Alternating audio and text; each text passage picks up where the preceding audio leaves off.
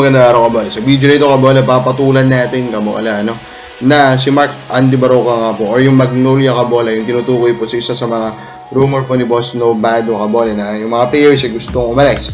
At si Mark Andy Barroca, yung isa po sa mga yon. So we will that should try to get him.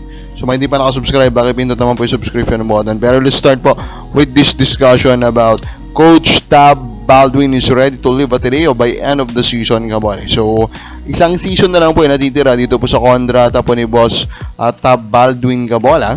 And according to the discussion, nabigyan na po siya ng ultimatum, Kabola, daw ng management in a meeting stating that kung hindi po niya maipapanalo o makukuha yung championship, Kabola, siya po ay matatanggal na po sa kanya pong pwesto, Kabola. So the expectation nitong si Boss Homer Sison, Kabola, sa column niya, medyo mahirapan silang manalo ng kampyonato.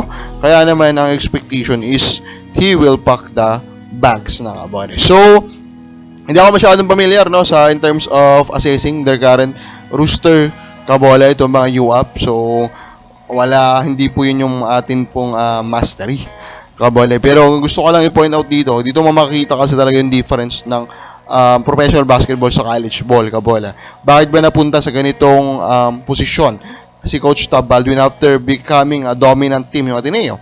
Kabola, simple lang, diba? They were outmaneuvered, especially po, Kabola, in getting these top talents, Kabola, papunta po ng college ball.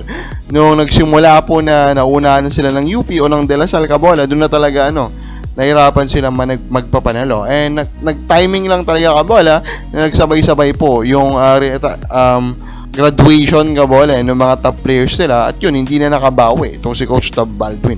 Nakakakin lang dito, Coach Tab Baldwin get, Kabola, released by Ateneo or he will be let go.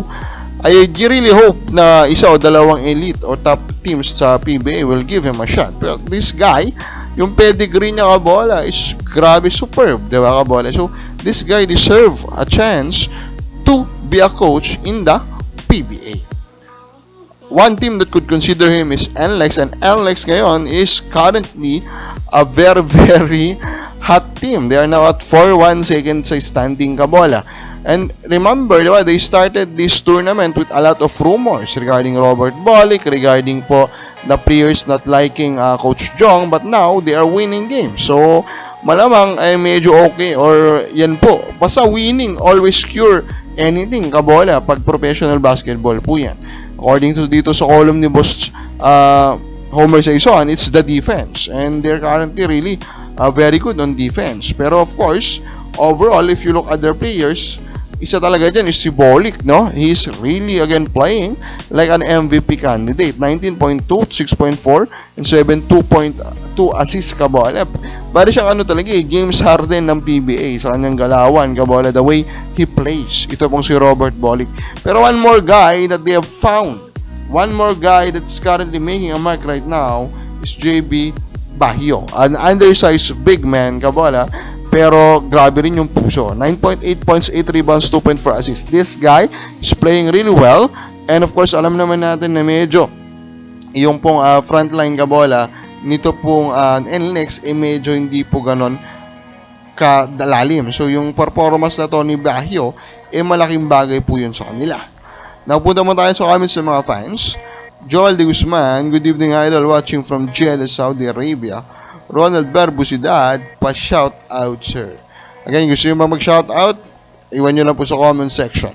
Na ito yung top 3 teams na sa palagay natin na dapat consider po kunin ng isang veteranong si Mark Barroca. Number 3 natin, Terrafirma Chip. And assumption here is again, kung mabibili po siya ng isang legit team, Kabola, and yung legit team na yon gusto agad mag-contend, Mark Barroca is a good target. This guy has won in the finals. Championship caliber player po ito. Alam niya ang kailangan gawin to win in the finals. So, magandang addition yan. Number 2 natin is TNT. Remember, Kabola, na isang si Jason Castro, hindi lang po sa tournament na ito mawawala. Maybe even in the next or the first 2 tournaments next season. So, this still a big need for TNT to get one more guy that can play a lot of minutes for the guard position, and of course Mark Barroca can do that. Number 1 natin will be Northport Batangier. Still the team with the most obvious need for a point guard, Kabola, is wala na pong iba kundi Northport Batangier. Halalon is there, Kabola, pero if the rumors are true that he will exercise po his unrestricted free agency para iwanan po ang Northport or he will push a trade, kabola, hindi dapat maganap po ng isang bagong starting point guard ang Northport, kabola. So, ikaw mga kabal, sa bagay mo, matatrade ba talaga si Boroka? Comment lang po sa baba.